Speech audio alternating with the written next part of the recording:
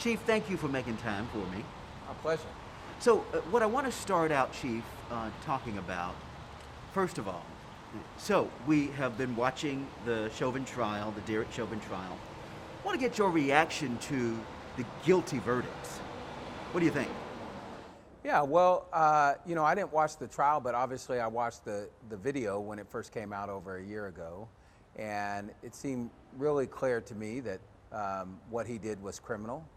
And, thinking of how can one human being do that to another. But in this case, for me, even more, because he's wearing a uniform, even though it's not a SAC PD uniform, it's a uniform that represents the same thing that I represent and that the men and women of this department represent. And how, with somebody that's entrusted with that sort of authority and that sort of power, could they too do that to somebody? And so when the verdict came out, even though I hadn't watched the trial, I thought that was very appropriate that he is being held accountable for the horrible things that he did. So I wasn't really surprised that it occurred, but I was a little relieved that somebody that, at least from what I knew, appeared to be guilty of those sort of things, but also because I think there's a lot of people that don't trust the criminal justice system at every part, from the part that I'm involved in, the entry level of police department, to the court systems, to the district attorney's office. And through this case, they can say, at least in this instance, that this person is as bad as the thing that he did, and the fact that we can't bring people back to life, that he was held accountable for that. So probably my biggest emotion was relief for that he was held accountable, but also because I felt that that might help to keep any protests that occur less volatile than they would be if he wasn't held accountable and people didn't think another instance of the criminal justice system not holding somebody accountable. Well, you kind of read my mind, because I was going to say the next question is, do you think this is kind of a sea change in policing and accountability, or is it kind of a one and done? Well, I think that's a very nuanced question, in the sense that I think this is one officer that was held accountable for his treatment of another human being. I think we get into trouble if we think it's larger than that too much. There have been officers held accountable before. We just arrested an officer here 2 weeks ago. There's been officers arrested before. There's been officers held accountable through the court systems before. But obviously there's a lot of cases where people don't feel that police officers were held accountable. So I think it's a good thing that there was accountability in this case. I do not think that we should believe that this means more than it really does, and we have a lot of work to do. And quite frankly, there is work to do on accountability, but to me, the bigger work is not regarding accountability. It's how did we get here? What has, through history of our country, how did we get to where we're at, where there's disproportionate neighborhoods, there's disproportionate treatment, there's disproportionate systems, and that is really at the root of all of this, and we need to address it. You know, and that's something that we have been hearing from you consistently, Chief. I mean, it's something that you have been saying. It's like, what came first, the chicken or the egg? You know, I mean, a lot of people want to, kind of say, hey, police, what are you going to do? But you're saying, in some ways, we all need to kind of take a collective look at ourselves. Yes, and accountability is an important part of that. When the system fails, or the checks and balances fail, and there's an incident like this George Floyd, then accountability is very much needed. But if we're going to solely rely on accountability, then the acts and the disproportionate systems and the inequity still occur. We're just holding people accountable on the back end. I liken it to, there's for years and years there's been the argument about the death penalty. And there's many arguments about the death penalty, whether it's just in general, but one of the arguments is the death penalty helps prevent crime, because it's a deterrent. Because if you know that you're going to receive the death penalty for a certain crime, then you'll never commit that crime in the first place. There's been many studies that show that that's not true. So accountability is good for those that did something wrong and violated all the systems and things that were in place. But I think if we're solely counting on accountability, to change the things that ail us in this country and in law enforcement, we're going to find ourselves woefully short of the mark. Well, talk to me about that, Chief, because, you know, and I know it probably, I don't want to put words in your mouth, but you know, people go back to the Stephon Clark case. And we had the Clark family watching yesterday.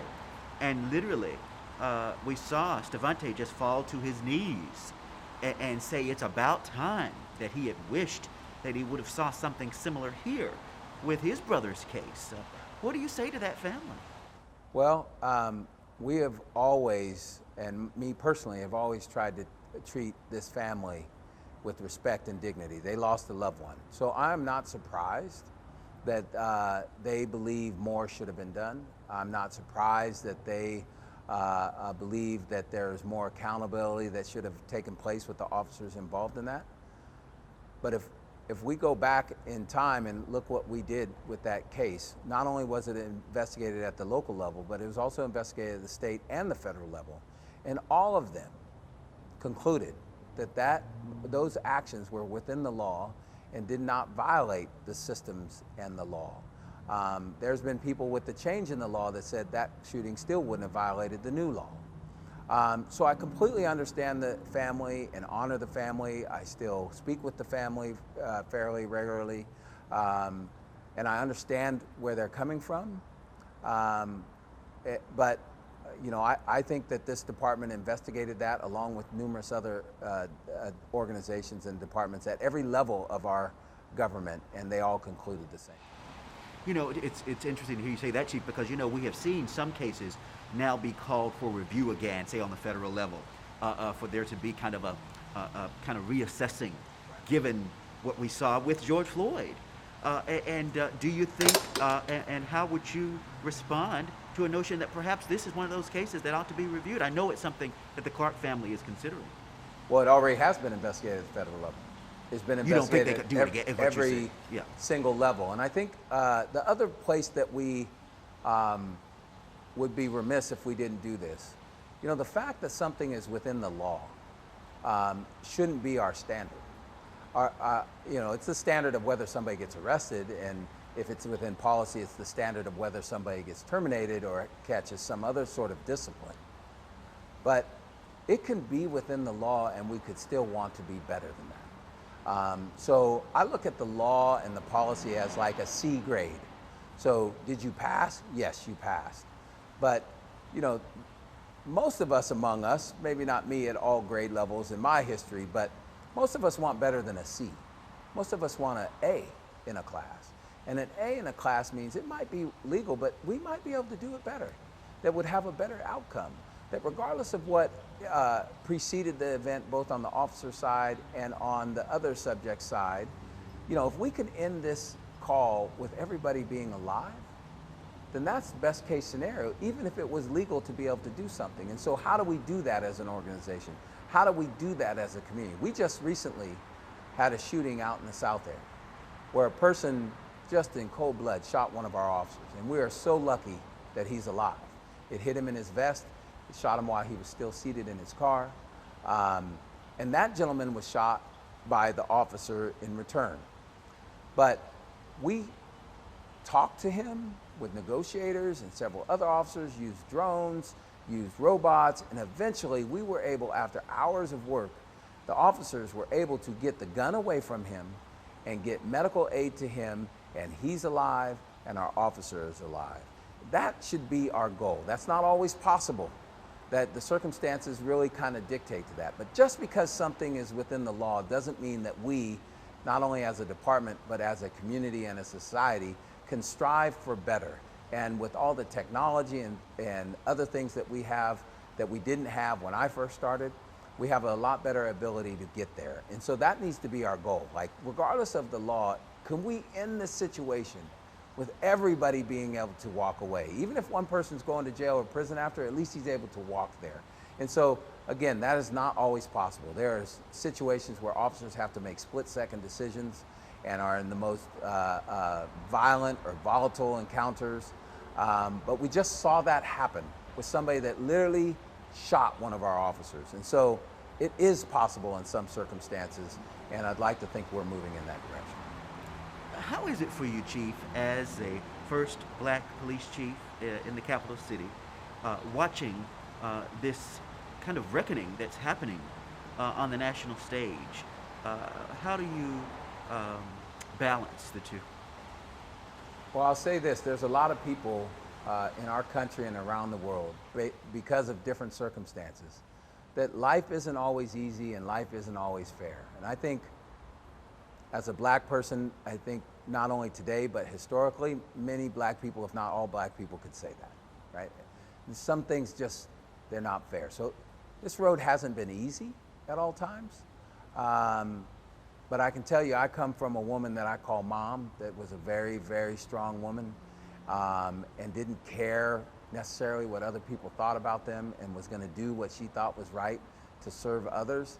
And that's what I try to live up to every single day. And so as long as I wear this uniform, I'm gonna try to ensure that we are able to serve this community the way the community wants to be served and deserves to be served. And I know there's a lot of people that wear the same exact uniform that I do, that have the same intention. And so our goal needs to be training, programs, equipment that enable them to do that and enable our community over time, the segments of our community that don't trust law enforcement, that have less trust than they could have in law enforcement, based on history, based on their experiences, can grow that trust. And someday, if somebody wears this uniform, people in all parts of our city trust them. Let me ask you, because you're not new to this conversation. I mean, you've kind of been on the front lines talking about things that we can do to make things better. You joined police chiefs from across the region just last year, on Juneteenth, I think it was, calling for some things that we could do to make a difference in our communities. Talk to us about some tangible things that you think might happen going forward as a result of this verdict. Yeah, some of the things that I specifically called for and the group called for is much larger than just law enforcement or the Sacramento Police Department. And the main thing is knowing our history, so we understand how we got to the place that we're in right now. It's all written down in history. It's all right there for us to know. These issues of division and different beliefs and trust levels comes from history and current day. And if we don't know that, then how do we know what to help to try to fix? And so the first one would be just education. And not just for law enforcement officers, which we do in this department. I teach education classes on our history. We bring groups in that teach implicit bias and history of where these things come from. But we live in society. We hire from society. And our current officers live in society. And we have issues with these things as a society. And so we need to teach this in our high schools. We need to teach this in our colleges, how we got to where we're at. So that to me is the baseline. That's the start. If we don't start doing that, all these other things are not going to have as much impact. But some of the other things that we talked about is the ability to be transparent with people that are terminated in law enforcement and they've exhausted their appeals process, meaning there's no way they're coming back. They are terminated. There is new law in California anyway that we release certain cases, officer-involved shootings, sex crimes, and dishonesty. But those are the only. So I believe that anybody that's terminated and has exhausted their appeals process, we should be able to release theirs too. Because people, there's segments of our community that do not believe that reporting misconduct to the police department about somebody in the police department will fairly get investigated and and those folks will be held accountable. I know that that is not true, that people are held accountable, but most of the time I cannot say that. By law, I cannot tell you if we terminated somebody. I can't even tell you that. So I think in order to help build some of that trust in one form, we need to be able to, at the highest levels of discipline, termination, we need to be able to tell people that person, because of their actions, was terminated. And I think that's something that needs to occur. You make a good point there. We have seen a new kind of position that just came in here in the city, where he's going to be kind of overviewing and reviewing police cases. What do you think of that? I mean, is that helpful? There's nothing for us to hide, so I don't. It doesn't matter to me. We investigate our cases. And that sort of discipline at that level is completely 100% up to me. And eventually refer recommendations to the city manager, and technically he's the one that does it, but it comes from me. And so I guarantee you I investigate these cases, that this department investigates these cases. Again, I say, we arrested one of our ex-officers a couple weeks ago. I know for a fact, because I work alongside them, the officers that investigate these charges against their fellow officers, whether it's a policy violation or a criminal investigation, they are extremely dedicated to those cases, and they are angry and disappointed and all of the above when they find that one of their fellow officers that wears the same uniform that they wear has violated that trust. And so I welcome the new Inspector General. I don't think it will change anything about our investigations, because I know we investigate those. And I think that's on the accountability side, and that's extremely important, and we need to continue to get better at the accountability. But again, if that's all we concentrate on, we're going to fall woefully short. So let's just call a spade then, Chief. So what you're saying is, do you believe that there's systemic racism, and how much does that play into the issues that we're having today? Well, I think historically, if you look at law enforcement, you can look through history and you can find that there was systemic racism in police departments and sheriff's departments across this country. There was openly members of supremacist and hate groups that were running sheriff's departments and being part of sheriff's departments in our history. So that's not our distant history. Those are since I've been alive, since my father was alive. So we have to recognize that. But in terms of right now, like in the Sacramento Police Department, do I think we have blatantly racist, white supremacist people in our department? No, I do not. But I tell you this, if we found out there was somebody that was part of a white supremacist organization, they would be terminated. And so we go through an extensive background where we specifically look at that issue. We ask them that specific question on the polygraph test. At several spots within the background investigation, we look at that specific issue and hundreds of other issues. And so, but the reality is if people believe that, then we need to address it. And we are a country that not too long ago, a couple months ago, we had people that were part of organizations called things like Proud Boys and Oath Keepers, organizations that are listed as hate groups, break into our U.S. Capitol. And literally people died during that. There, in my belief, was an intent by some of the people that broke into the Capitol to kill our elected leaders, to hang our elected leaders. At least that's what they were openly saying as they went into the Capitol. And we have segments of our community that call those groups of people that did that patriots. At the same time, we have people that call folks like Colin Kaepernick, who knelt during the national anthem in protest of law enforcement, not against the flag, not against the military, not against this country. We have a young man that killed somebody in the mall here recently that's African American, and we call those folks unpatriotic or savages. That's a problem that we need to address. It doesn't mean what they did was right, but there's a distinct difference how we view different groups of people in this country. And the people that broke in the Capitol are not patriots. And just because you kneel for a flag doesn't mean you're unpatriotic.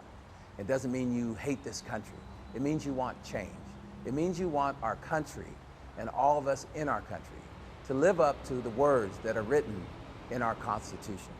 And to me, that's not too much to ask, but we have to know our history.